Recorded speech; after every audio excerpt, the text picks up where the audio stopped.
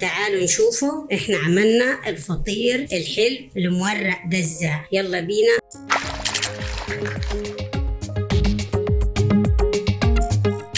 صباح الخير عليكم، ازيكم، عاملين ايه، اخباركم ايه؟ يا رب تكونوا بخير. احنا النهارده هنعمل مع بعض الفطير المشلتت بطريقه حلوه وخطواتها سهله وبسيطه. هنعمل مع بعض حاجه حلوه خالص خالص هتعجبكم، وصفه جميله جميله يعني. يلا بينا نعمل ونشوف مع بعض هنعمل الفطير ازاي. اول حاجه نعمل الدقيق. انا جايبه كيلو دقيق فينو لكل الاستخدامات، وجايبه دقيق القمح اللي احنا كنا مخزنينه مع بعض في الديل فريز ومطلعاه من امبارح. هننخله كويس. اهم حاجه النخل يا جماعه تنخليه كويس علشان تبقى هشه معاكي وحلوه وجميله. خلصنا نخل الدقيق زي ما انتم شايفين كده. هنجيب العجان ونعجن. احنا جبنا العجان، نحط شويه ميه، مش هنحطوا اي حاجه غير معلقه سكر كبيره ونص معلقه ملح زي ما انت شايفاهم كده.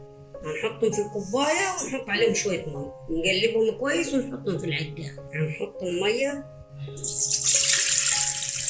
بعد ما قلبناهم مع السكر والملح.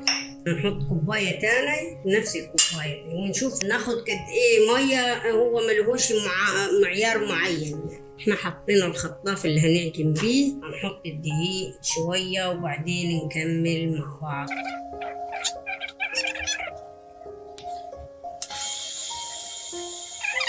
نحط الدقيق شويه شويه لغايه ما نوصل للقوام اللي انا عايزاه، اللي هيخليه تنفخ معاكي في الفرن. تحطي معلقه بيكنج باودر هيديكي هشاشة حلوة خالص. شايفين انا عملت الحواشي بالمعلقة كده علشان ايه ناخد كل الدقيق اللي على الحواشي. وهنشوف هنخلي حبة دقيق هنعزوهم في حاجة تانية هتشوفونا هنستخدموهم في ايه. كده احنا ايه هنشغل العجان ونكملهم العجين ونرجع نسيبوهم لمدة 10 دقايق. طول ما انت خدماهم كويس وملكاهم كويس، حتى لو على ايدك لازم تكوني خدماهم كويس. انا كنت اعمل على ايدي كل المخبوزات بتاعتي، كانت تطلع جميلة خالص خالص. شايفة خدمناها كويس خالص.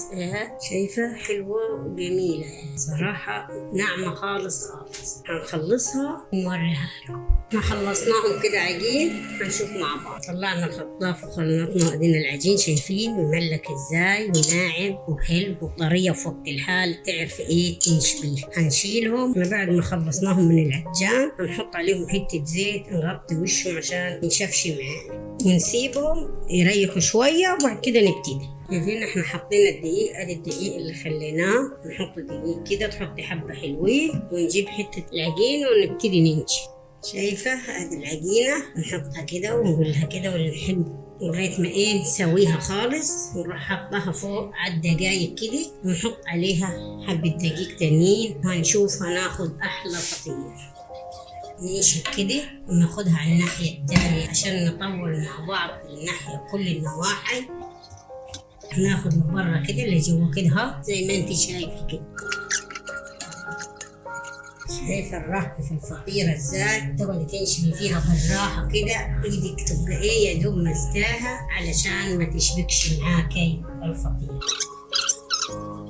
احنا بنعمل الفطير على طول بهذا الوضع، هيعجبك خالص خالص. طريقتنا في الفطير هتبقى مورقة خالص ومعمولة بالزيت، مش بالسمنة ولا بالزبدة ولا بأي حاجة، الله بالزيت بس. وهتبقى مورقة معاكي خالص خالص. لما تلقيها هتشبك معاكي تحطي حبة دقيق كده.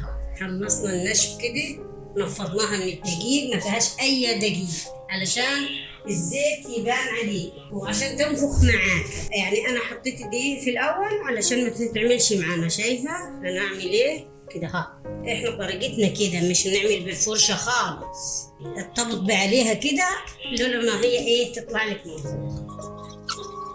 شايفين جمال الفطيرة منفوخة ازاي وحلوة خطيرة روعة. هنخلص الكمية كلها ونرجع لكم.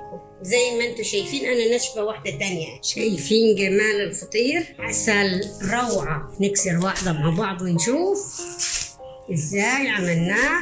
شايفة الحلاوة بتاعت الفطير بقولكش على الجمال. ده ولادي كلوا واحدة على أنا ونعمل فيه. شايفة الجمال؟ سخنة نار. شايفة حلايته طري خالص خالص. يا ريت يا جماعة اللي يعجبه الفيديو يعمل لنا لايك وشير واشتراك، ونشوفكم على خير بإذن الله.